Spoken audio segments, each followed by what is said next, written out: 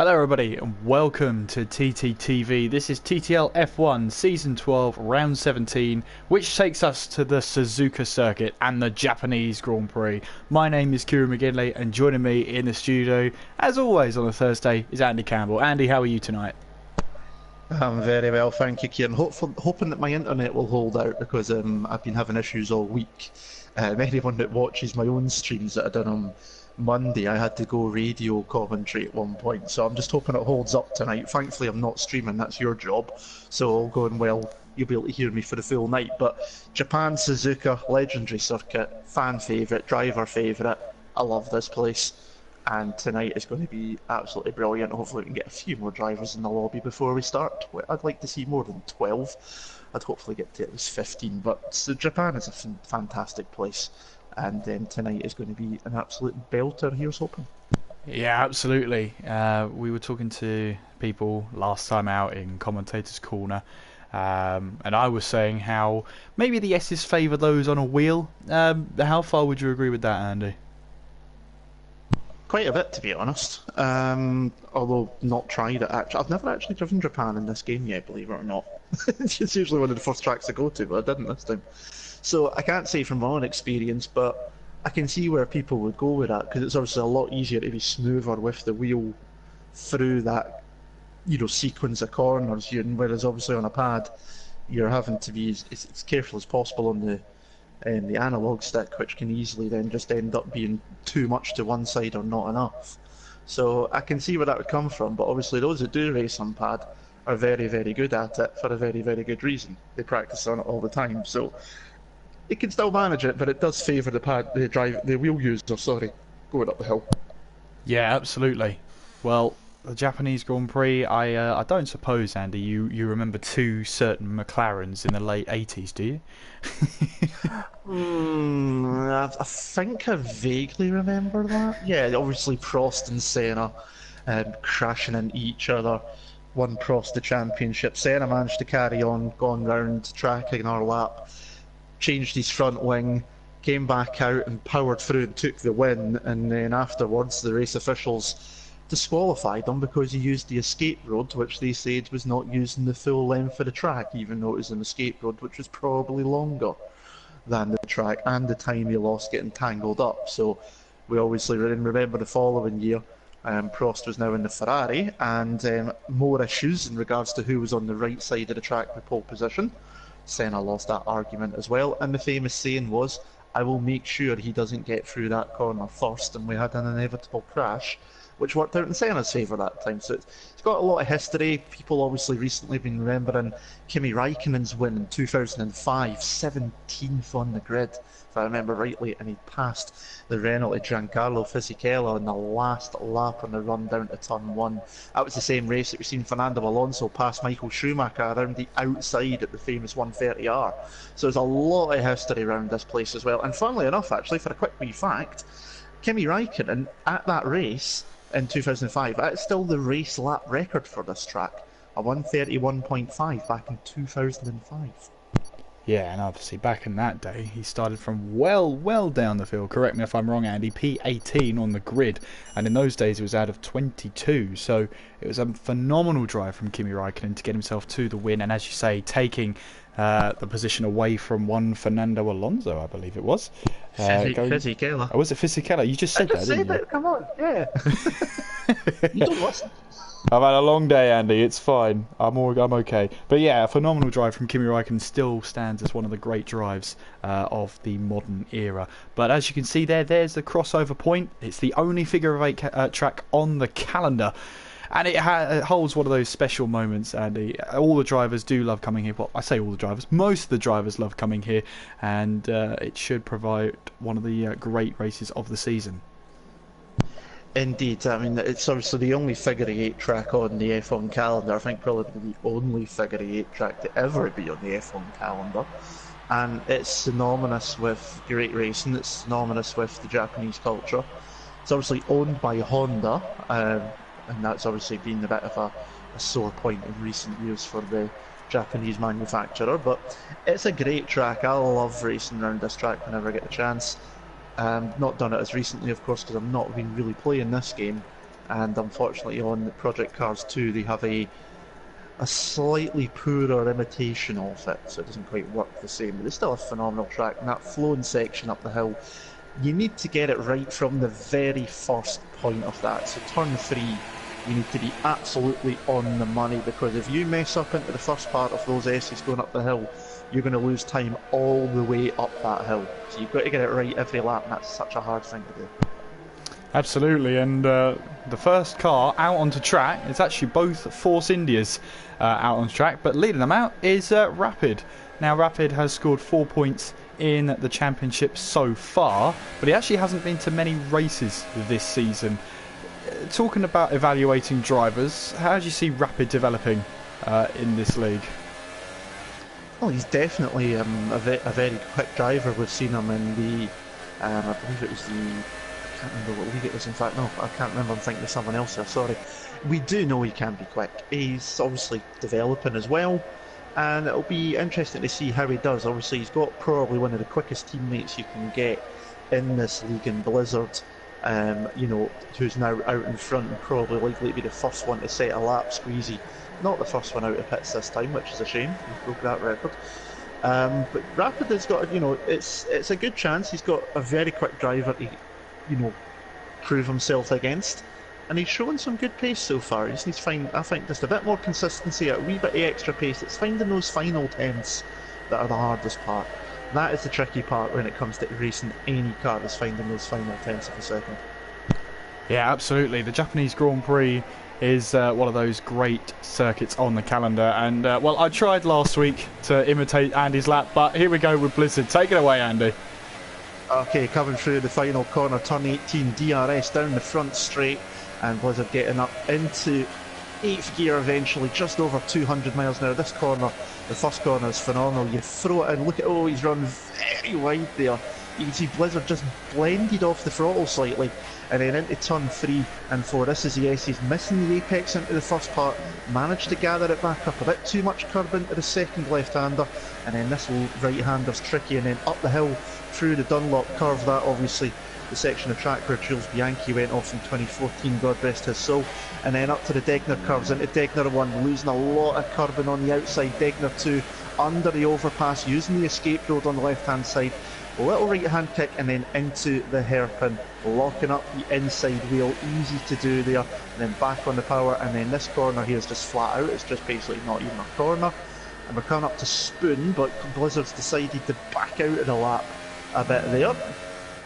So he's not going as quick as he would do, so I'm going to jump back quickly to Rapid, because he's coming up to Spoon corner, down to 5th gear into there in the first part, and then again just use the braking of the engine to help you through the second part as you get on the power, heading up the straight towards 130R. Obviously that famous corner. Rapid's now going to get a toll from his teammate ahead, and some dust on his face as well.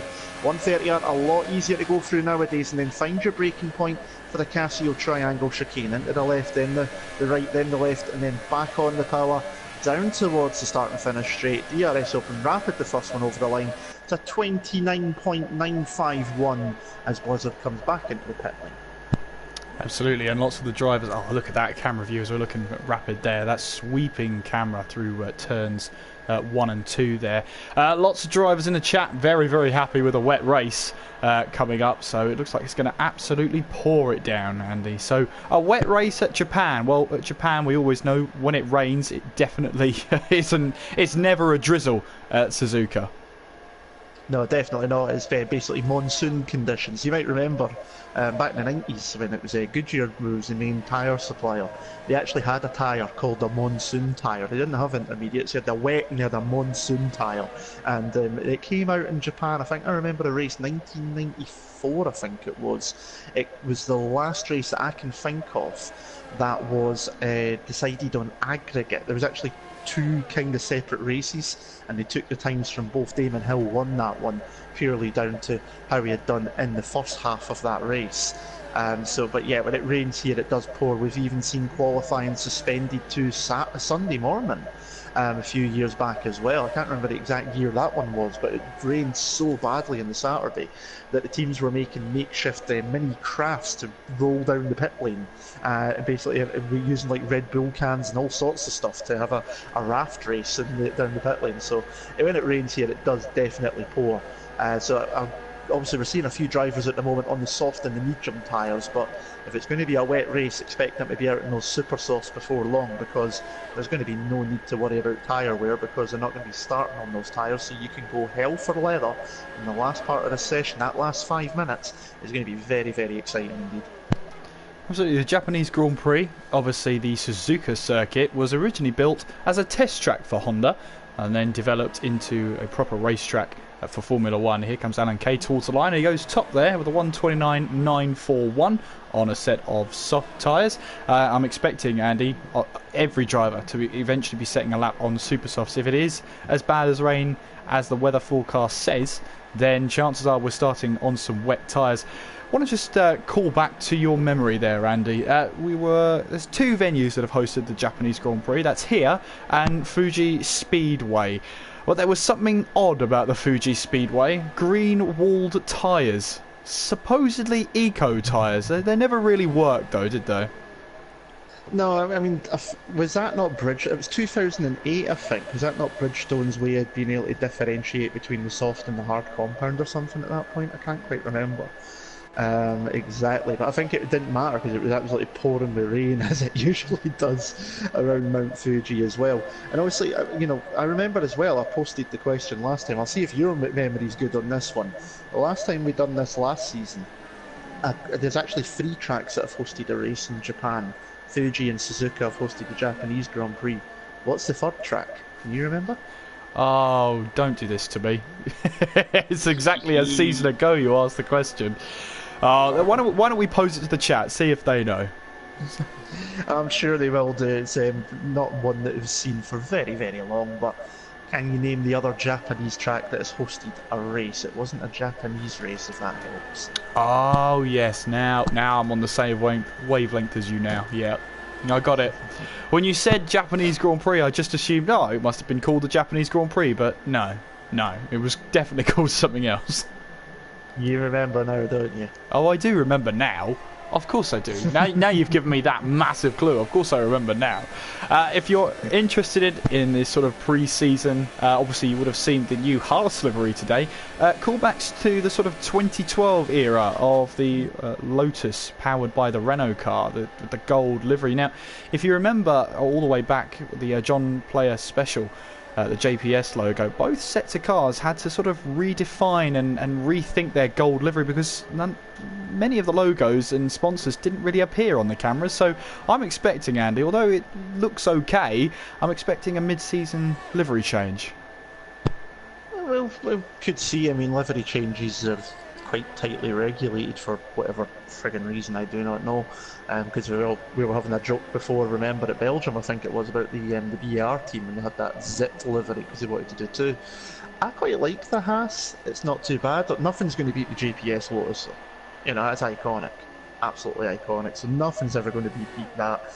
Spike's got the answer to the question. It was AIDA Pacific Grand Prix 1994 and 1995. It was actually a location where Schumacher won his second championship in 95 as well, and it was never on the calendar again because it was absolutely boring as hell. You see, as soon as you said, it was under a different name, I instantly knew, yep, Pacific Grand Prix. Can never remember where it was, though.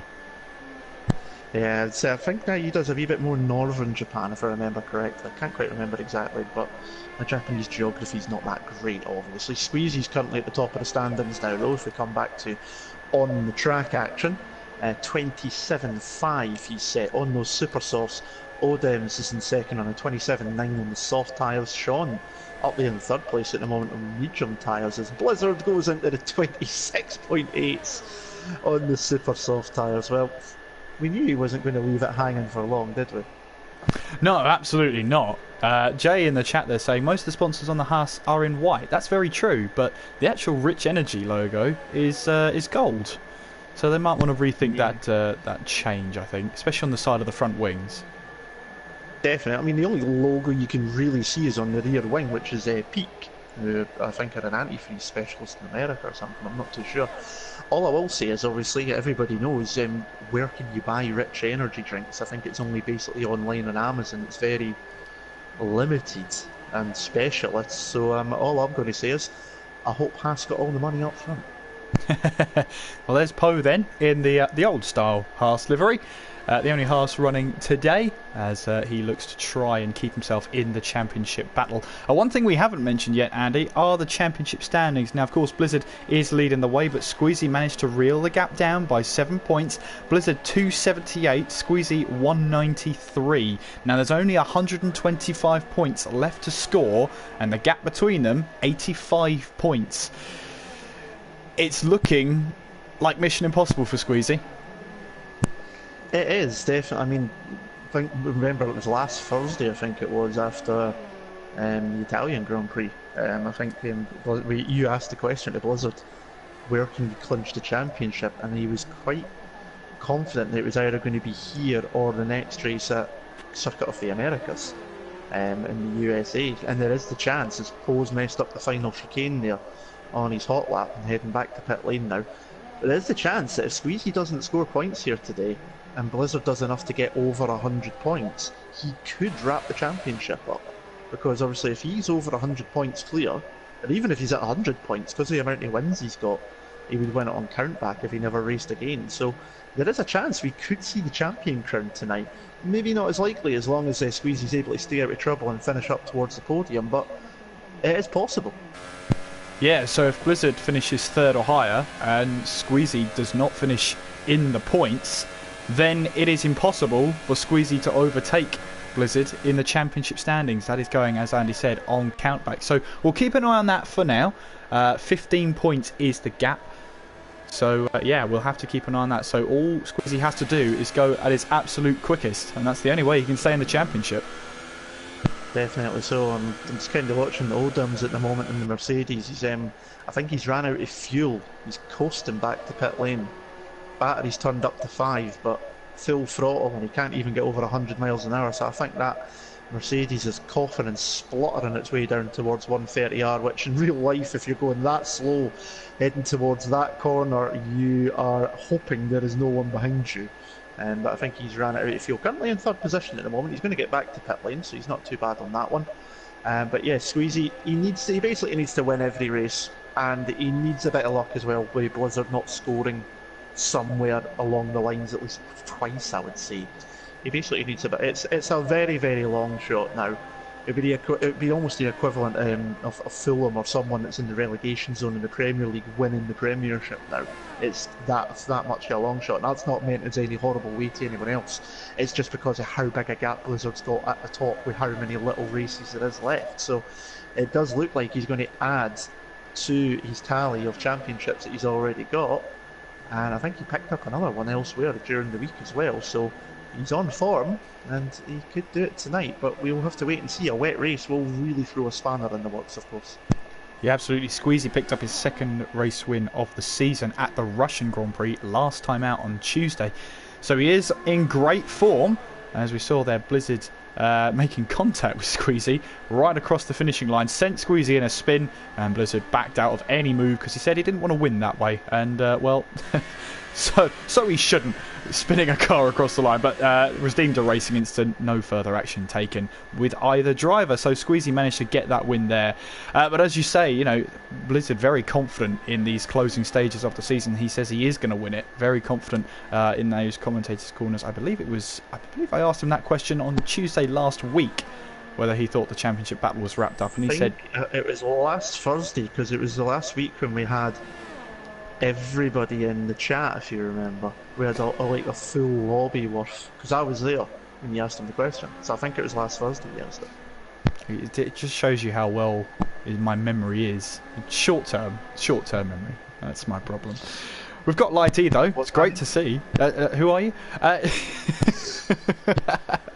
It's great to see Light E back though in the McLaren, the German there Obviously, I know him as the German in the Ferrari, but not anymore. That was last season. And as it comes towards the end of this season, of course, season number 13 is pretty much now, Andy, just around the corner. And we're going to be seeing some big names and big shifts in the drivers and constructors.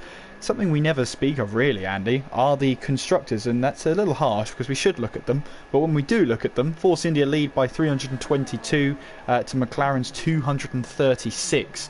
So it's fair to say that not only has Blizzard done most of the scoring, in fact more than half the scoring, but it seems Force India have such a lead that although Lighty and Squeezy have 2 cars, and Rapid there putting 4 points on the board for Force India, if good results go their way, you know, the constructors could be wrapped up sooner or later, as well as the drivers. It could be, and it's. I think that's more testament, and again, not meant in any way to anyone else, but that's more testament to just how much Blizzard's almost kind of dominated this season as well. I would say about 7 or 8 victories this season. We're up at round 17, so he's won just about half of the races this year, and he's been consistent. I pointed it out last time. That when he's not finished in the lead, if he's not won the race, he's finished in the podium every time but once. And the only other 2 times he's not been in the podium was when he's DNF'd, which was Azerbaijan and Belgium. So he's showing some phenomenal consistency. He will obviously deserve to take the championship, should that happen. It's most likely it will do, but hopefully we can get a few more drivers in for the end of next season. Spike gets a slide on through Spoon Curve there as I'm watching him. But yeah, it'll be obviously a new season. It'll be coming up soon. It'll be interesting to see who ends up in which car, who ends up where, and a fresh season means fresh impetus and a fresh start for everybody.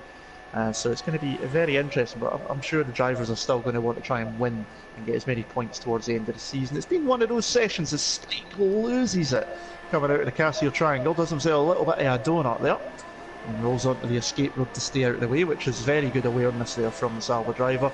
He's going to head for pit lane now, so he's not going to improve on 4th place. We're into the final minute. It's been one of those qualifying sessions, Kieran, because they know it's going to be a wet race. We've not really seen too much going on track, and obviously we've only got 11 drivers because Mays has dropped out as well, so it's been quite a lull there during this qualifying session, which is a shame because you can get some really phenomenal laps around here.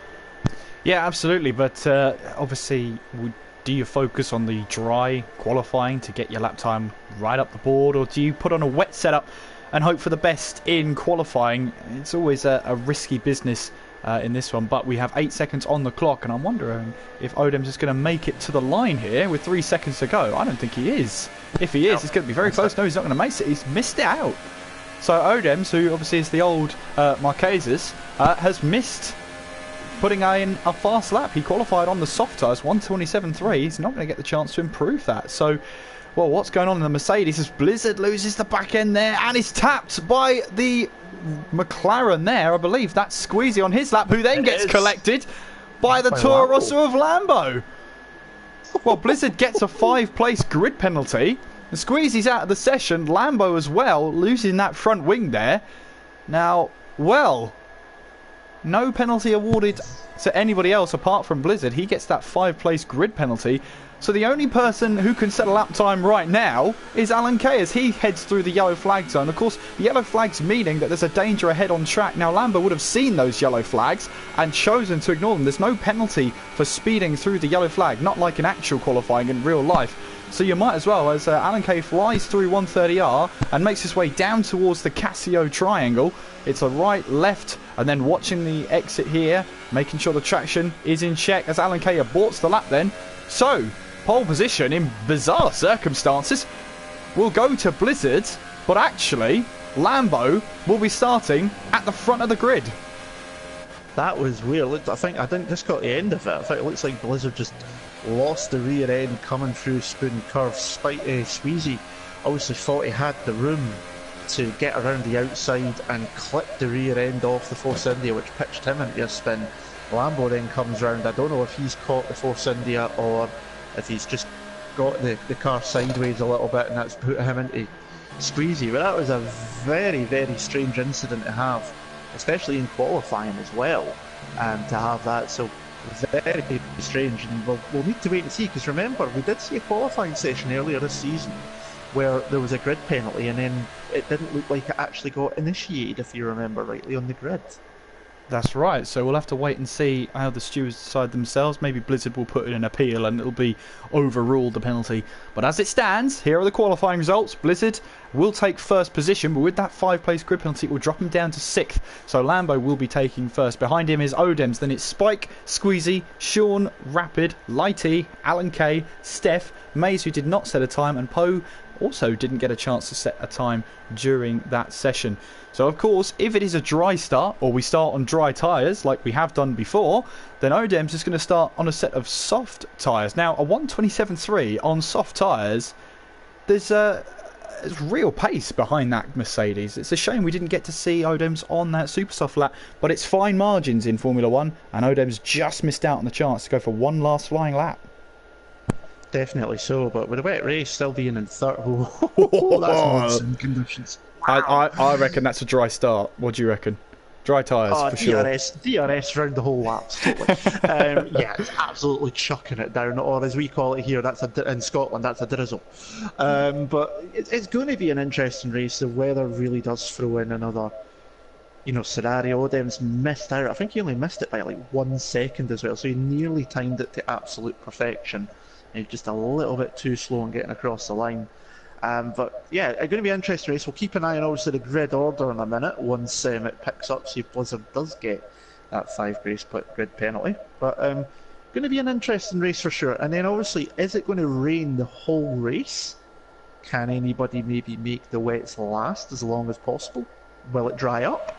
There's so many factors into this, and yeah, Blizzard has definitely got the grid penalty, because there's Lambo at the front of the grid, so we don't need to worry about who's on what tyres, because they're all on the blue marked wet weather tyres, as Odems decides he's not wanting to hang around on this formation lap. So interesting race ahead of us. We're obviously back here on Saturday night as well with the Esports Mini League. I think it's for this Saturday or the following one anyway. We've got Japan in one of them, but this is going to be fun. And look at all the puddles as well. There's a lot of them. You get in a puddle at the wrong point, especially on the inside curbs, because there's a few corners here which are cambered in towards the inside of the corner. Puddles will build up there. You catch that, you could aquaplane straight off into the scene of an accident. And with 12 drivers here tonight, lower number than we'd like to have, if we have a number of crashes, we could be looking at a la Belgium again, where we only had 5 finishers. Well, let's hope we don't have a start like that. But yes, Odems will be starting on the front row of the grid, and as you said, Andy, he is not going to wait around as he slides the car across and straight into the cameraman. Oh, that just shows you how treacherous these conditions are. That's on the stream, Odems. You can go back and watch that in all its glory. But yeah, struggling to even get the car around in the gravel, and eventually he's taken off the formation lap, probably for reversing. There was Spike as well nearly. Oh, they're all slithering about. Sorry, Spike nearly lost it going through his spoon. He was doing Ken Block drifting through there. But yeah, that was a bit embarrassing there for Odems. Straight into the wall, but it just shows you how tricky the conditions are. Yeah, absolutely. Get those wheels spinning up too much and you face the walls, those dreaded walls. Luckily on the formation lap, there isn't any damage, so only the pride has been damaged of Odems in that one, and he'll wait on the grid for everybody else to come back. Golden opportunity for Squeezy. He starts in front of Blizzard for this one. And he's just done a complete 360 donut out of the Casio triangle trying to put the power down. That's the problem with these cars. Even though it's the V6s, everyone goes on. It's it's only a V6 hybrid. The torque that goes through these cars is ridiculous. And especially in the low gears, no traction control. You're going to spin those tyres up, and with the wet conditions, you're really having to be careful. It's all going to be about throttle management. This is the kind of race that those that are a lot, smoother on the car are going to really excel on. Absolutely. Well, we are here for TTL round number 17 for the Japanese Grand Prix. Soaking wet track, 5 red lights. Round 17 is underway, and what are the starts like? Looks like Lambo's got a fantastic start. Look at Odems in the background there. He gets tapped by the Force India. He's off the track then as they make their way down towards turn 1 then, and then through turn 2. That's Light E going off the track up ahead then as Alan Kay runs wide as well. It just shows you how treacherous these conditions are. Fantastic start as well from Sean. He's up to P3. What a great start from him as Squeezy looking for a way around the outside, trying to find that move. It's not quite worked though, as we see Alan Kay has gone off the track. Odems meanwhile has dropped all the way down to 11th place. He goes around the outside of Maze then through the first half of the S's as he tries to make progress then. Blizzard is around his teammate as his teammate clips the grass. Here we go then through the Degners, on board with Lambo as he makes way through the second Degner and under the crossover. Spike in second place there. Sean up into the podium positions. Squeezy's got to make the most of this position then as we head towards the hairpin. Here comes Squeezy up the inside then. Can he make the move? Stick up the inside of Sean. Got to get that traction zone absolutely spot on, but look who's behind him. It's Blizzard as they head now through turn 12. Long right hander of turn 12 as you can see there. Sean dropping back and Blizzard right on his tail. Rapids also not letting his teammate get away too far, maybe trying to use a little bit of that drag down the turned 12 banking there through 13, now through 14, through that spoon curve, and then it's 130R in these treacherous wet conditions. Andy said it's a lot easier nowadays, but in the rain it's still exactly the same amount of grips that you had in the old days. You have to lift going through 130R, and as Blizzard tries to find a way past Sean, he decides not to go through. So Squeezy up to third place then. That's good news for him. It means he outscores Blizzard right now, but of course we've only gone through one lap right now as Blizzard tries to find his way past. Coming down the start finish straight, he's right in the slipstream of the Williams then. Will he pull to one side? He will. Is he going to try and go up the inside as we head towards turn 1? Braking zone is later than you think going through turn 1 as Sean runs wide there. Blizzard takes the inside line and takes 4th place as we head into lap 2. Lambo leads from Spike, Squeezy, Blizzard, Sean, Rapid, Lighty, Steph, Poe, Odems, Maze and Alan Kay. Yeah, it's not been. I've been trying to keep an eye on what's going on behind. Steph looking up the inside of Lighty, now on the outside through the S's. Odems tried to go up the inside of Poe into the Casio Triangle chicane and had to back out of it at the last minute. It looked like there might have been a small bit of contact, but no carbon fibre flew off, so they should be alright at the moment. Obviously, these drivers really need to take it easy. That was Rapid there. I just seen getting a little bit of a tank slapper on, heading up towards Degner. Lighty's sideways. Steph's bumped into the back of him. Poe's now up the inside, and Steph loses 2 places to both Poe and Odems there due to just collecting into the back of Lighty, who was catching that sideways moment under the overpass. But yeah, there's plenty going on, even though we've got the small field. Alan Kay's dropped off the back. Maze has dropped off as well. He wasn't too happy that it was a wet race here tonight, so he's not enjoying these conditions. But we've still got Lambo out in front. He's got nearly 2 seconds over Spike, who's got about 2 seconds over Squeezy. It's about 2 second gaps. The biggest bits at the moment is Lighty, Poe and Odems and Steph are pretty much within about 1.5 seconds of each other, and Rapid's right there as well too. So the battling at the moment is from 6th place downwards towards the back end of the field at the moment, but with such a small field there's points up for grabs for nearly everybody here tonight. Yeah, absolutely. Odems has yet to score this season in TTL F1. He's currently running in 9th place, but he couldn't have had a worse start if he tried there. Dropping all the way back from 2nd place down to 11th, but he's making some good progress right now. We're on board with Poe as he's trying to find a way past Light E. We're heading through turn 1 now, then through turn 2. Much more treacherous than it was in qualifying. You'd probably take that a little bit quicker, that's for sure, as we now head through the S's, and this is where all that time could be won and lost, especially if you're on a controller rather than on a wheel. You can see Lighty there running deep on the outside of turn 5 as we head through turn 6 and then through turn 7. Well, if turn 7 was a traction zone in the dry, I dread to think what it is in the wet, as those tyres will want to spin up. Here comes Lighty though, who's got a much better run, but he runs onto the grass as he heads towards the Degners, and that's a chance for Poe to have a position here. Up the inside he goes. He says thank you very much for that position, and Poe is up to P7, but he loses the back end and Lighty goes straight back through. Oh, maybe complacency got Poe there. Lost the back end completely. Now he's going to go up the inside of the hairpin once again. Try and keep control of the back end there as we head now out of turn 11 and through turn 12. And as you can see there, the McLaren has got the better of him through turn 12 and just lighted onto the grass again. That's not going to help him as we head towards Spoon Curve of 13 and 14. You can see there Poe trying to take a tighter line in the wet, and he might struggle on traction here. He's got Odems right behind him, and Steph, Odems' teammate, is going to try and go side by side. Is he? Surely not. Through 130R, the two Mercedes side by side, and no, Steph tucks back in. Probably a wise decision in these conditions, as he does run a little bit wide, but oh, Lighty's onto the gravel there, into the Steins he goes, and all of those braking points that some of the drivers might be using are all gone now, and Lighty drops to P10. I think he just got it on the curb and on the exit of 130R, just shot him across the track. He's lucky to not end up in the wall, but like Paul, Odems and Steph will be more than happy to take that position away from the McLaren driver.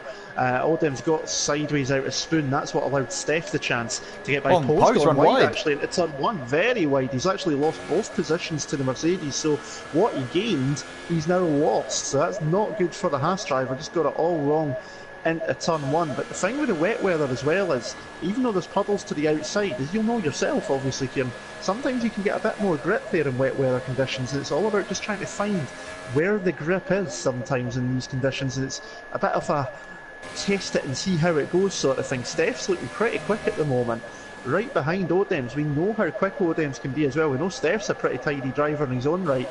You say, oh, well, just as I say that, commentator's curse comes across. He collects it well though, and he loses a place back to Poe. He'll just be happy to keep it pointing in the right direction with no damage, but he seemed to be finding a bit more grip and a bit more pace initially, but he's now lost that place. He'll need to pick that back up and see what he can do. I don't know if you've got it on your screen there, Kieran, but I've got the tyre wall sitting up in the middle of the air. I mean, amazing things can happen in the wet. That's all I'm going to say. Witchcraft. Witchcraft is a possibility. Here's Steph then, P9, 7/10 down on Poe at the moment, but they are both still trying to chase down Odems. Odems up to P7 after that terrible start he had. Started in P2, dropped all the way down to 11th place, made that mistake on the formation lap. Now, on that formation lap, did not being able to complete it mean that Odems didn't get the full chance to warm up his tyres properly? It's quite likely that might be the case. I don't know if he maybe had some contact which put cost on the problem at the start line to lose those positions, but he's now got Paul trying to regain that position. So obviously those two at the moment are your biggest loser and gainer over the first 5 laps. Odems obviously was in 2nd place, he's down 5 places at the moment. Paul started last, he's up 4 places. The only other bigger loser is Alan Kay, who dropped 3 places. Blizzard obviously up 2 places after his qualifying penalty dropped him from 1st to 6th, so plenty going on, but the action is still going on in the midfield. That was that. Odems, someone's off. Rapid's off. Rapid's lost it.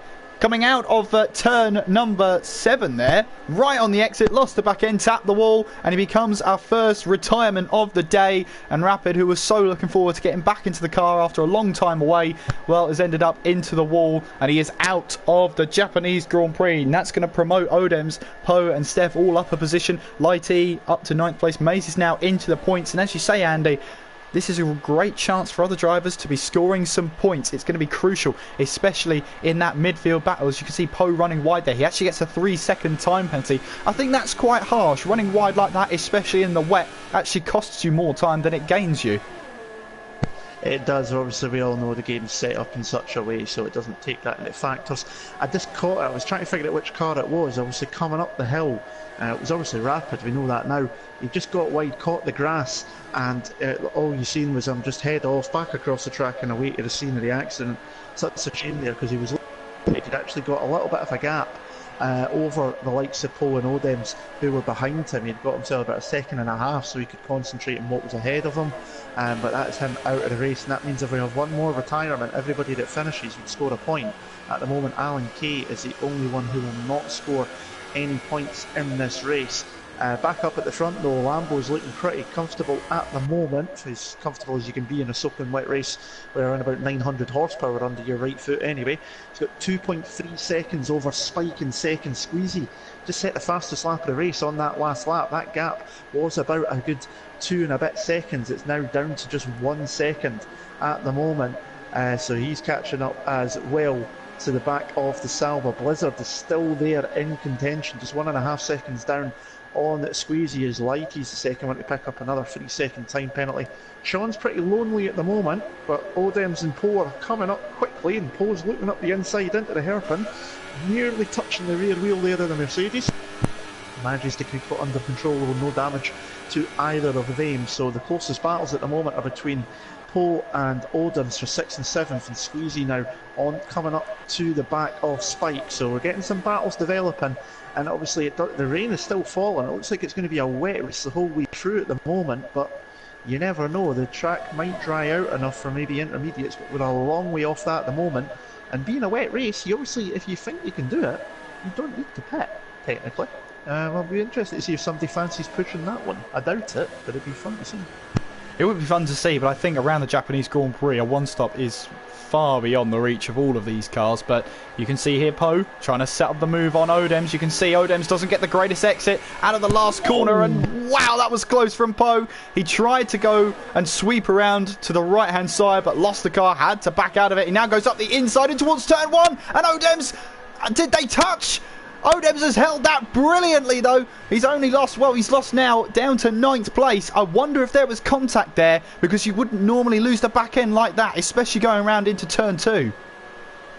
Definitely, but I mean, if it was contact, it might even just have been sort of lag, netcode, desync, whatever you wish to call it, but well held by the Mercedes driver. Poe is through up into 6th place. It'll be interesting to see if that one gets picked up later on. That has obviously promoted Stefan Lighty up the order as well. So they've given a place or two. Squeezy is now just within 3/10, but you can see how tricky it is, even going through that right-hander, which is basically an acceleration zone. It's not really a corner. In these conditions, it's just causing the car to get a little bit twitchy, a little bit nervous. And that's going to be obviously causing the driver to just move the wheel a little bit, just move it a little bit more than they normally would do. And that can obviously cause you to just end up in the wall before long. But we're now getting a battle developing big time now for 2nd, 3rd and possibly even 4th, because Blizzard is now within a 1 second range as well. Obviously no DRS in these horrible conditions, but these three are going to be battling very quickly, and it'll be interesting to see Squeezy could do. We get him past quickly if he can do, drifting his way through turn 18 down the hill. And obviously Montoya done that a good few years back in the McLaren and put it in the wall, so it is easy to do that. But we've got battles developing. Odems will be trying to gain back up. Lighty and Poe is not far off his Steph, and Poe is right behind Sean. He's heading down the front straight. Can he make a cleaner move this time by on the Williams driver? He's going to have a look again, same as he did last time by.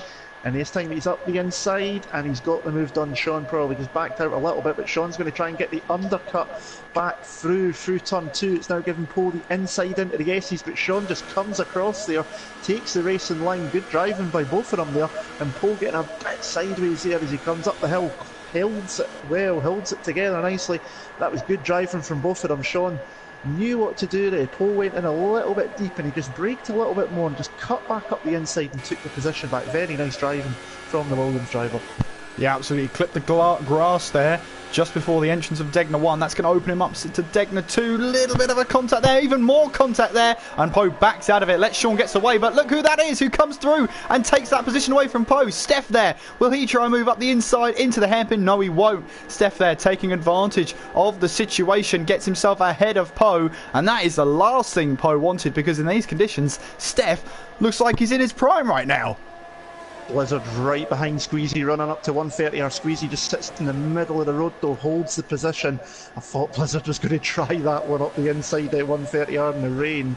But Squeezy just parked the McLaren in the middle of the road, made it as wide as a London bus, and the Force India had absolutely nowhere to go. But Blizzard's now decided to turn the heat up, and he is having a go now at the McLaren. Horrible conditions, nearly right in the slipstream. Squeezy again, middle of the road. It's going to narrow off turn 1 for Blizzard. He has to back out. He's run very wide, but so is Squeezy there as well. So the Force India gets an easy pass up the inside there, and that was all just because Blizzard backed out, realising he was going to have a really tight turn in turn 1. Squeezy just ran wide, and that allowed Blizzard through, and he's now up into 3rd place. Well, here's a move on Poe. Well, Steph trying to defend from Poe. He managed to get the inside line there through turn 2, loses the back end very slightly. They're side by side as they head towards turn 3, and Steph there sort of has to concede the position there, and Poe gets the move done once again up to P6. Lighty and Odem's now battling away through the same corners now as Lighty there sort of tries the cut back there, not quite worked. Was that a little bit of a tap here? Odems is not having a great race, whether it's in his control or not, but he now comes towards the Degners. And how frustrating is it when you're you know you're good, you know you're quick, but you just nothing's going your way at the moment. As we're seeing here, Poe trying to get past Steph then as we head towards the hairpin. Sorry to interrupt myself, was one Murray Walker would say, but on the exit of the hairpin here, looks like the Haas might have the better traction. Steph loses the back end. That's going to open up the opportunity to Poe to go straight up the inside in towards turn 12, and Poe has the move done as we head towards the spoon curve, and Poe just has to keep his concentration here. That Haas looks like it just doesn't want to accelerate, even after all the traction zone has gone. It just looks like that Haas wants to go and spin around and spin its rear tyres up. And now to just sort of not interrupt myself anymore, as that were actually yellow flags in sector 2. Not quite sure who it was, but the yellow flags have cleared up now. Oh, Poe's gone wide there, out of 130 up. Lighty nearly into the back of Steph, but yeah, that Haas is looking extremely twitchy. It doesn't seem to enjoy Steph it. into the Steph wall. Again, she just avoided that one there. How did he manage it? Lighty's came into pit lane. Poe's going to try another attempt now into turn 1 on Sean. This time he's got much more speed and he's got the dry line, but look at the Haas drifting out of turn 2. He's able to hold the place this time by the looks of it, and he manages to keep that one in the tracks. But that Haas is looking extremely twitchy, as is proven, because he's just gone onto the grass. Keeps ahead of the Williams for now though, but Sean is keeping it nice and tidy, and he's looking a lot more controlled at the moment. Poe's looking quick, but that Haas is really drifted. Everybody's off. Oh my goodness me, nearly into the wall one more time. And here comes Steph now, looking towards the outside of Sean. Odems has got the box office seat watching these three guys now. Squeezy is still falling back now from Blizzard, who's right behind Spike. Here goes Steph, looking to the outside, coming up to the hairpin. Locks the brakes up, he's in the puddles on the outside. He's going to struggle to get a grip down there. Odems might fancy his chances. That's giving Poe the chance to just get a bit of a gap ahead. So he moves on. Sean is going to have to defend as much as he can from Steph, and trying to find out, because Blizzard is within 3/10 of Spike. He's going to have a look down towards turn 1. I'm sure if he can get the power on. Squeezy's just picked up a 5-second stop and go, so if he does pit, he's probably going to have to serve that in race. Blizzard looking towards having a move into turn 1 on Spike. Can he get close enough on this occasion? No, he's not close enough here.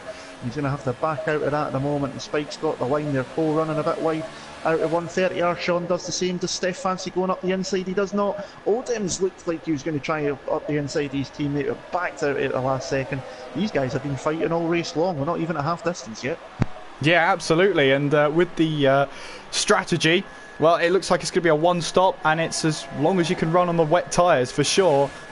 Before halfway, Steph then going up the inside. Poe runs wide up ahead, and could this be an opportunity for Steph to try and get 2 positions? He's a bit too far back to try and get 5th place, but he's definitely trying his best to get 6th place now as he looks up the inside of Sean. Sean putting on a great defensive display here, and as he keeps Steph behind him. Odems, I wonder if he's just waiting for his moment to try and pick the pass out, because Poe's not getting away from this battle, and it looks like it's twitching again as he runs wide onto the gravel once again.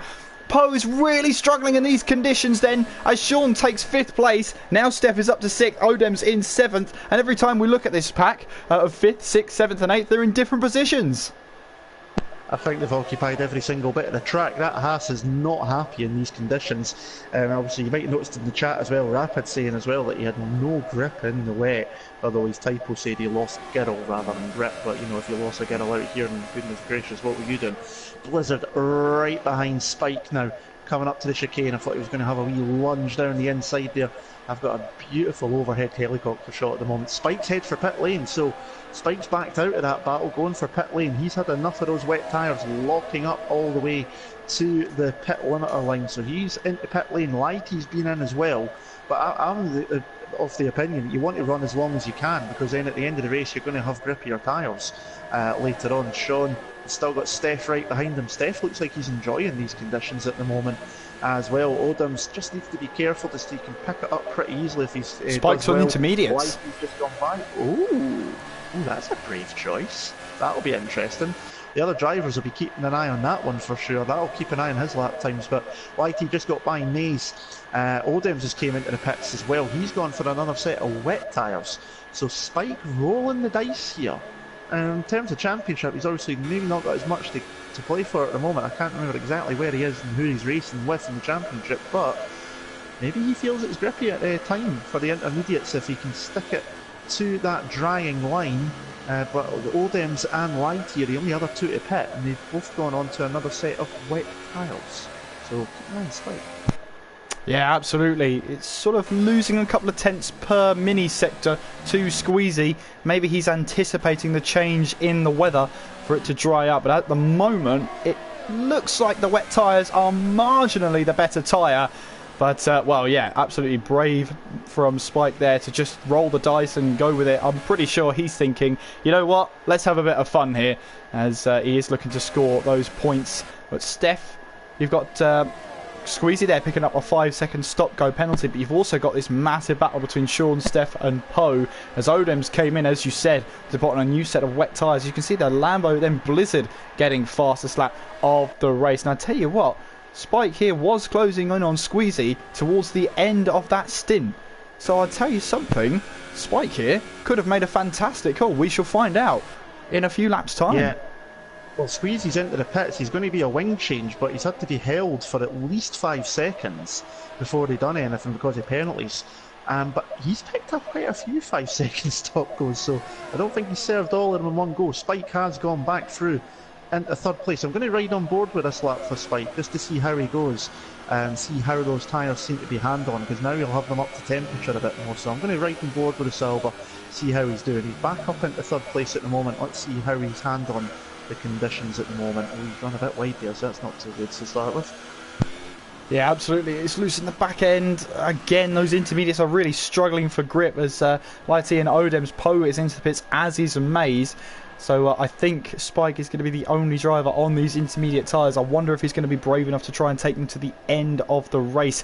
He's a second down on his previous best through Sector 1. Just shows you where all that grip is, or where it was on those wet tyres. Doesn't seem to be existing for those intermediate tyres as Steph loses the back end coming out of the second Degner of turn 9, and he's lost valuable time to Sean there, and he's run onto the grass into the hairpin. Just needs to gain that composure back. He's had good pace in this race. As Andy was saying, he loves these conditions, that's for sure. But now he's being closed in by Squeezy, who's on fresh tyres. Lambo into the pits then, and I wonder if Blizzard is going to do the same. Yes, he does, but Lambo picks up a 5-second stop go for speeding in the pit lane. And he won't be able to serve that this pit stop. Sector 2, there's yellow flags. Now let's see if we can spot anything. It is Poe. It's Degner 2. I've not caught it. I've just came round. He's retired from the session, so he's had enough of that bucking bronco that was his Haas, and that means everybody else that finishes now is going to score points in this race. But I just caught the end of it. He was facing the wrong way out of Degner 2. Probably just got too much curb on the exit, spun around, and he's had enough of tonight's racing. Yeah, he's literally thrown in the towel then. Steph looks like he's coming into the pit lane. He's not run the longest on those wet tyres. That's Sean, who's currently in P4. Now, Spike has rejoined, or Blizzard has rejoined, right in front of Spike here. Now, Blizzard and Lambo both rejoined on a set of wet tyres. But Lambo here, it's saying on the timing screen, is now 11 seconds ahead of Blizzard. Now, how did that happen? I'm not sure how that one happened, unless Blizzard had a 5-second penalty. Then again, Lambo picked one up as well, so it's weird how the penalties work, as we know in this game. Sometimes you end up taking it at the pit lane, sometimes you don't, but that's worked out well for Lambo. Spike, unfortunately, with those intermediates, he is struggling. He's 1.5 seconds down in Sector 1. He was 2.7 seconds down when he crossed the line as well in his fastest lap, so It might be getting towards intermediate stage, but it's not there yet. So it is a gamble maybe too soon for the Sauber, and that has allowed the Force India Blizzard to jump him in the pit stop phase as well. Squeezy is pushing his way through the hairpin on Sean there. He's already had a wing change, and he surely doesn't want to get another one. Coming down through the left-hander, coming up towards Spoon Curve. McLaren is a lot quicker at the moment. Fresher tyres, having just pitted another lap ago. Sean has still to pit yet, so he's been on those tyres for 13 laps. Squeezy up the inside in the second part of the Spoon Curve, drifting his way out. He's now got the run up the hill towards 130R. Sean is not giving up yet though, and who is going to blink first? So Sean's caught a bit of the grass and he's backed out of it, probably quite rightly too as well, because that was just going to be fun there, and he was the first to blink. Squeezy through and making that move. He's now got to get a move on and move very, very quickly indeed. Spike is struggling though, so Squeezy should be able to catch up to Spike pretty quickly, because look at that, Blizzard came out in front of Spike here at turn 1 a lap ago. Spike is already 4 seconds down on Blizzard. It is not intermediate territory. Well, he is doing well on those intermediates, even though they're not the right tyres, because I wonder if Spike is sort of anticipating the weather getting clearer. Maybe Jeff has told him, look, give it 10 minutes, change off these wet tyres, struggle on the intermediates, because they'll come into a league of their own later on in the race, and whilst everybody else has to pit, you'll have about a 10-second lead at the front of the pack. It's all about the games being played here, and over half race distance, that's a game we could possibly be playing, as Sean has rejoined right in front of Steph then as we head through the S's. Steph is on 1 lap older tyres, of course, trying to make the undercut work. Sean has rejoined straight ahead of him, but I tell you what, Odems has made the strategy work. He's now well clear of that battle, up to P6, and he's now chasing down Lighty for 5th place. He'll be desperate to score some points this season. Definitely so, and getting that clean air means he can just concentrate and driving the track as he needs to, and that has obviously allowed him to jump Sean, Steph in the pit stop phase. So he even got about 6-7 seconds over Sean as well. He's only second behind YT, so not too far till he is catching up to the second McLaren. Speaking of McLaren, Squeezy is within a second off Spike as they head up towards 130R. And I don't think it's going to be too much of a battle here, because Spike is struggling at the moment. We'll need to hope that if the weather does come to him, that those tyres haven't had their day from all this sliding about. In fact, Spike's decided not, it's a bad time. He's coming into the pit lane, he's going to put a fresh set of wets on surely now. Squeezy up into P3. I'm going to have a wee look at the penalty side of things, because I'm sure Squeezy picked up at least 3 5-second stop goes, and I'm not sure, I think he was only stopped for 1 of them, so I'm going to have a wee check on that. Yeah, as we look at the battle between Sean and Steph here. Now, the ruling is that if you get your 5-second stop go at the pit speed limiter line, you don't serve it at that pit stop, because you're in the pit after the penalty has been issued. That means you can't serve it. So Lambo there will have a 5-second stop go penalty next to his name at the end of the race for speeding in the pit lane, assuming he doesn't have to stop again, and assuming that the conditions don't get any better than they are right now. A couple of battles to be watching around the field. Lighty and Odems, that's the battle for 4th place right now, and Sean and Steph, the battle for 7th place. Alan Kay looks like he's trying to close the gap up to Mays. Mays 25 seconds back. He said in qualifying he was not looking forward to this race, and this pace so far today, well, it's not been what you'd normally say, but he is a very frequent point scorer. In fact, he was telling me there's only 1 race he never scored points at. That was very, very early on in TTL's history. Every other race he's competed in, he scored some points, and as long as he finishes and gets that car across the line, he's going to continue that trend. Yeah, and that's sometimes what you need is consistency. Just that consistency to keep getting points at the hardest points. Just pick up points that will do you in your battle that you're having with whoever. I just checked the stand and the penalty side of things. Squeezy has had 3 separate stop goes. 2 for exceeding track limits and 1 for speeding in the pit lane. Now, I watched him in the pit stop. He was held for 5 seconds. So I think he's only served 1. Sorry, Andy. Odems up the inside of Lighty, and Lighty instantly takes that position back as we're now heading through the last corner. Oh, Lighty looks like he tapped the wall there. I'm not sure what that was like on his screen, but Odems then flies past Lighty then, and the Mercedes is ahead of the McLaren, dives to the inside to protect the line through turn 1, and has he got the stability of the car? Yes, he has. Odems up to P4, and I apologise, Andy, for interrupting you. No, it's okay. I'm surprised Lighty didn't give the place back because he cut the chicane to take it back there as well. But Odems is through, nice wee move there from the Mercedes driver. But yeah, I think Squeezy's got at least another 2 5-second stop goes to serve by the end of this race. He was only sat for 5 seconds when he was in pit lanes. I watched it. So it'll be interesting to see how that one goes at the end of the race. He's also got a 3-second penalty for it warnings as well. So if you take all the penalties in total, he's already picked up about 18 seconds worth of penalties, and 3 of them were stop goes. But I think he's only served 1. Lambo's looking pretty happy at the moment out front. He's still got 12.5 seconds over Blizzard. Up at the front, Squeezy is 13 seconds down on the Force India driver. Odem's now in 4th. Still got 16 seconds to catch up to Squeezy. Lighty just behind him in 5th. Having a decent race. He's been caught in a few moments as well. He obviously nearly caught the wall there, as you were saying, Kieran, coming out of the final corner. Spike down in 6th place, having made 2 pit stops. Now back onto the wet tyres, the blue wall tyre, instead having tried the intermediates and realised that it wasn't the tyre to be on.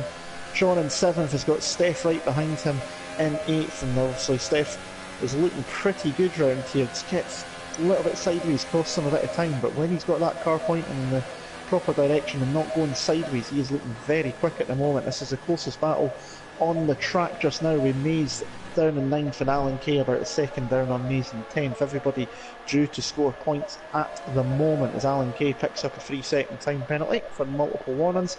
Quite an easy thing to do around here in these conditions though. Yeah, absolutely. A lap 18 and Lambo leads from Blizzard and Squeezy. The gap between the front 3 runners is, well, 26 seconds, 26.6 to be exact, between the top 3, and it's just a case of being very comfortable. You know, Lambo, Blizzard, Squeezy, they're all very comfortable. Odems is now up to P4 after that move on Lighty. He's 16.5 down on Squeezy, and I would say the top 4 are just running very comfortably right now. Squeezy less so than everybody else. He knows he wants to finish in front of Blizzard. Finishing behind Blizzard today might hand the momentum to the Force India driver. Between the 3rd and 4th place is a gap of 3 points, so the gap as it stands would go up to 88 points with 100 points left to score, so the ball would be firmly in Blizzard's court, and he would only have to score 12 points or get a 12-point advantage on Squeezy to take the championship next time around. But of course we still have plenty of laps to run. We still have 9 laps to go as we head towards the closing stages of the Japanese Grand Prix. Watch out for the battle between Spike and Lighty at the moment.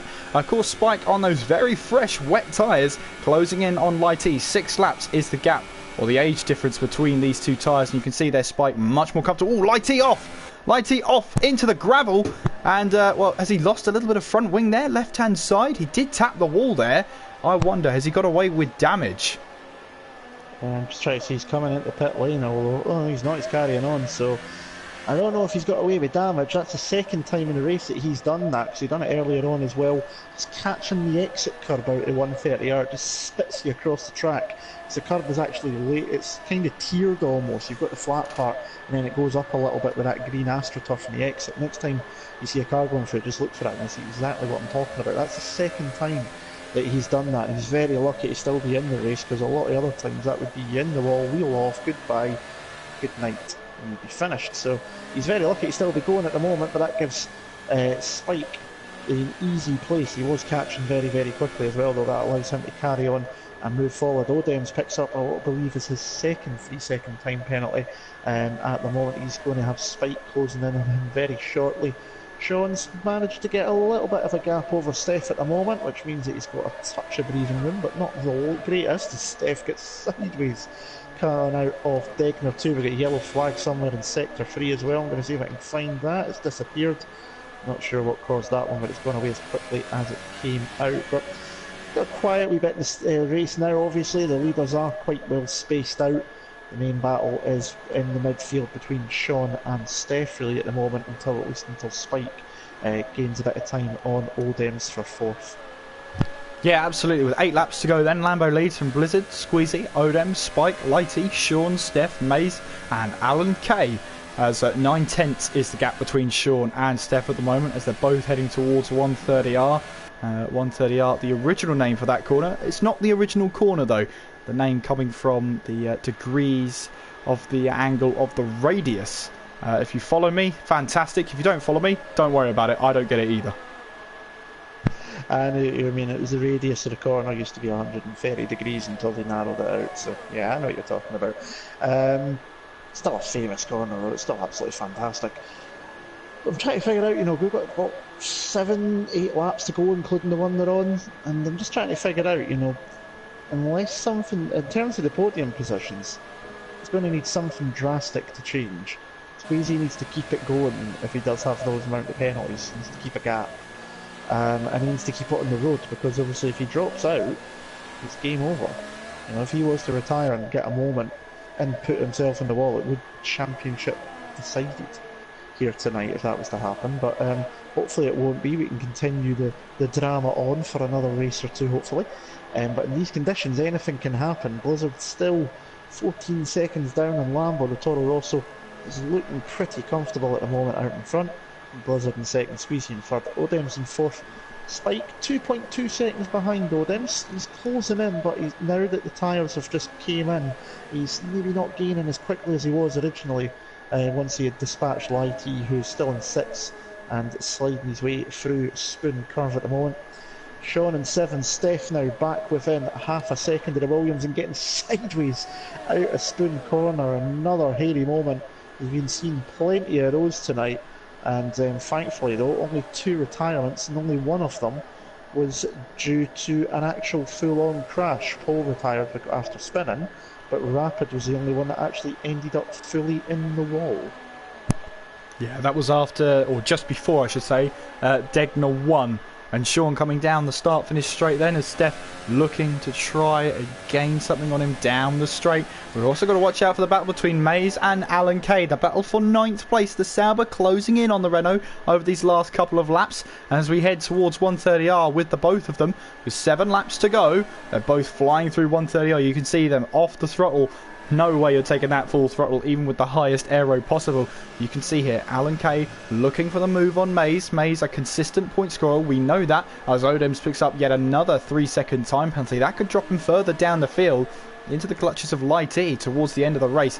And as you can see, Alan Kay only 4/10 down on his previous best, so that shows the consistency so far. Even when he's trying to close in on Maze, he's not making many mistakes. He's just focusing on closing up that gap.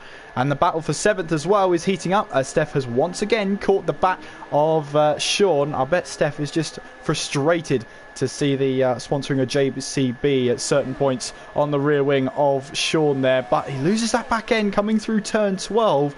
And as we keep saying, Andy, these cars seem like most of them are set up for the dry conditions and are just trying to ford their way through the stream and make sure that they can finish in a good position. But Steph there again losing the back end. He's onto the grass on the exit of Spoon Curve as we once again head towards 130R.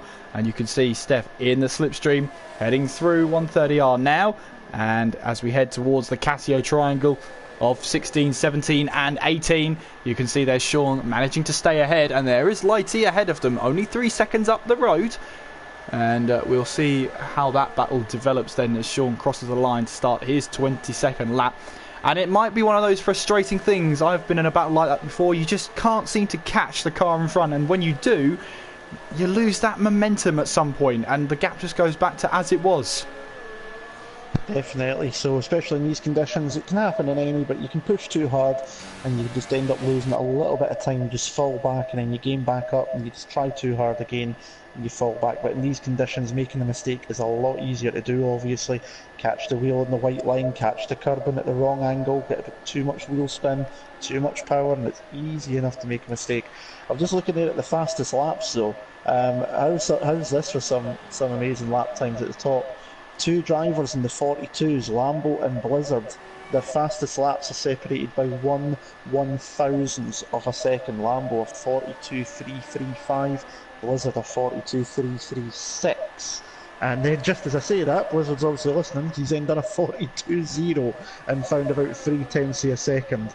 We know he's capable of that, and we know he likes racking up fastest laps, but he's going to need to do a lot of those and find a lot more time, because he's got 13 seconds to catch up to this Toro Rosso, and I don't think Lambo's only got 3 seconds penalties. I think Blizzard's maybe got 6, so he needs a bit of luck here if he fancies taking another victory tonight. Lambo, with 5 laps to go, leads the Japanese Grand Prix from Blizzard and Squeezy. He was on the Lambo, nearly coming out of Degner under the overpass, under the bridge there, and he got sideways. He was on the grass on the left-hand side and nearly caught. I think he contacted the Armco. I don't know if he's damaged the car at all, but just as we were saying, he was looking good at the moment. He nearly binned it. He's collected it. He's still going. I'll keep an eye and see if there's any damage at all, but he's very lucky to get away with that one. Well, he's very lucky that the gap has pretty much stayed where it was. It did drop down to 12.3. It then went straight back up to 13.8. I wonder if Blizzard also made a mistake on that lap. It's quite possible. I didn't catch it, so I was just keeping an eye on Lambo just to see how he's doing. He's actually coming up to the back of Alan Kay and Mays to lap them in a moment. I just seen the Sauber flying through the screen to the right of me as he came through the Casio chicane. Steph is still behind that Williams. He's going to be, he's now obviously alongside the Williams. Better power and traction out of the Degner 2 and up to the Airpin. He's finally past that Williams. Can he keep the place? Because I'm sure at the moment, as you say, he's been seeing the rear wing of that Williams. He's probably been seeing it in his nightmares tonight, the amount of times he's stared at it. He's finally through and up in the 7th place. Can he close up on YT ahead, who's in 6th? YT, I think, has got 3 seconds worth of penalties. I don't know about... Well, Steph now picks that up, just as I say, commentators curse one more time. But he's finally got the move done, and it's interesting to see if he can close up to that McLaren pretty quickly. The Lambo looks like he's got away with it. He did clip the Armco, but it was right here where he is just now, on the left-hand side. He just caught onto the grass there. He was very lucky to get away with it though, and he's able to carry on. Still in the lead of this Japanese Grand Prix. Well, I just saw Steph going through the second part of the Casio triangle, and from the camera angle I thought he'd spun the car around, but he's losing that back end as we head through turn 18 there for the 24th time, or 23rd time for them, as they head now onto lap 24. Here comes Sean then trying to go around the outside. Can he make the move stick? No, he backs out of it as we head now through turn 2. And we've seen Sean manage to defend so well from Steph. Just keep Steph at arm's length. He made that mistake coming out of Degner 1, ran wide onto the curbing on the left-hand side, kept the car under control, but sacrificed that position he had against Steph. And you can see that Steph using the outside of the corner there. Now, of course, that is where all the puddles are, but maybe he's just trying to keep the tyres cool at this point. Obviously, with the wet tyres, they filter the water away from the racing line and just put it to the side, or as you can see with the spray right behind them, and so that lifts all the water off the racing line and puts it onto the side of the track. You can see where the puddles actually are, and to cool down these wet tyres, which you can overheat them if you're driving erratically and without due care, that's the way to cool down the tyres. So maybe Steph's having a little bit of trouble. You can see they're using those puddles again at keeping those tyre temperatures in check. It could be those tyres are overheating, as you say. The wet weather tyre is designed to push it away from the racing line, and it puts up a huge amount of water into the air. I can't remember the exact figure, but something like 60 litres a lap, or more than that it throws up into the atmosphere and obviously to the side of the track. It's just absolutely amazing how much it can shift. Steph is still just about catching up to YT at the moment. He's now managed to get a second and a half over Sean, despite the fact that rear end looks really, really loose indeed. And he's done well though. He's obviously enjoying these conditions a bit. I mean, like a lot of drivers, he's been quite lucky that he's not put it in the wall at some point, because I think everybody's nearly done that at some point in this race as we come towards the final few laps. Squeezy was picking up a penalty there, another one to go to his tally. He could be, depending on how many he's got, he might be in danger at Odems, although Odems has got a few as well. So he should be okay if he doesn't pick up too much more. Mind you, it might not be Odems who's in 4th place, because Spike is now within a second off the Mercedes on lap 25 at 27. here for the Japanese Grand Prix on TTTV, TTL F1, of course, sponsored by Weak Wi-Fi Solutions and AWogle.com. Just obviously got to get them in as usual, of course.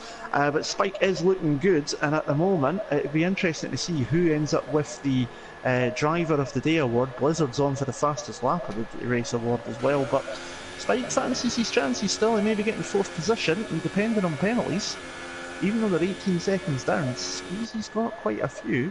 That 3rd place is not totally secure yet, let's be honest.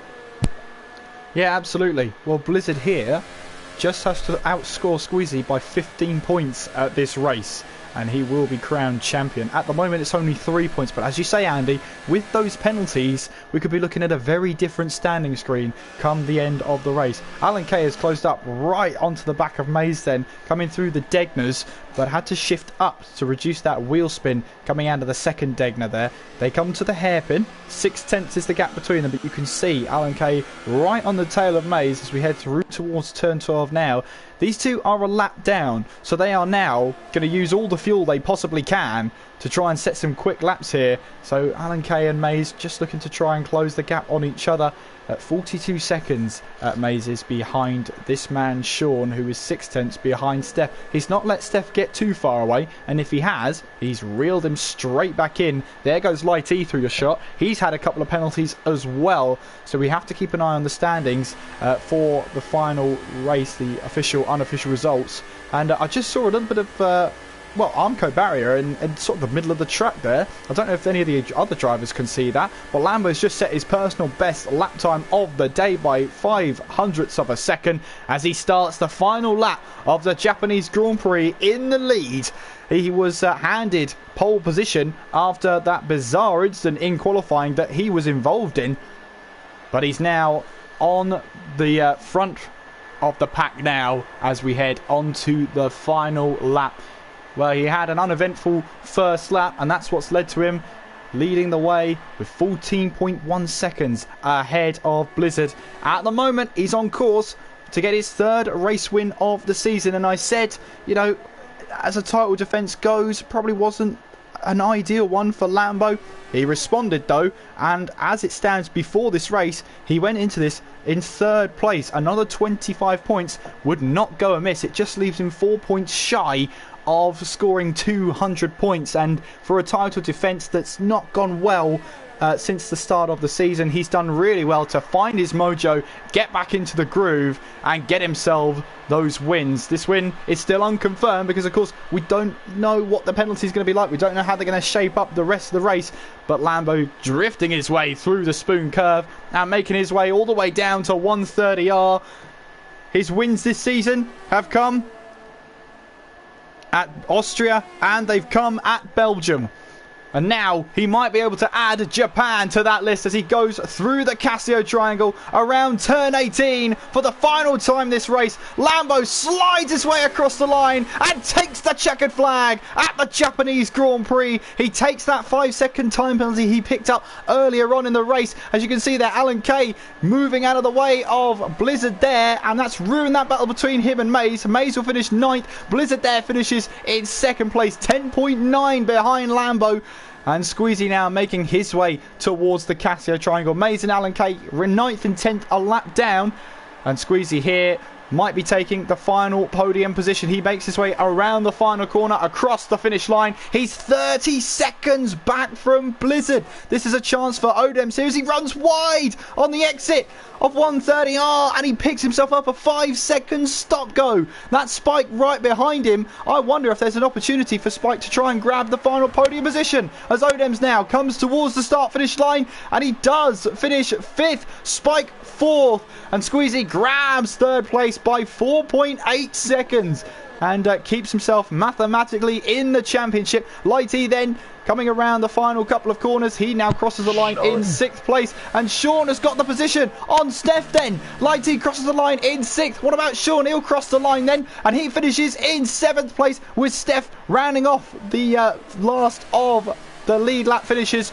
But with his 3rd race win of the season, the winner of the Japanese Grand Prix is Lambo. Yeah, lights the flag victory for Lambo, 3rd win of the season. obviously benefited with Blizzard getting that 5th-place grid penalty with that weird incident in qualifying, but drove away at the start, got a perfect start and just drove off into the distance. So not the easiest of race victories in terms of the conditions, but in terms of how much he had to do on the track, he just had to make sure he kept it pointing in the right direction.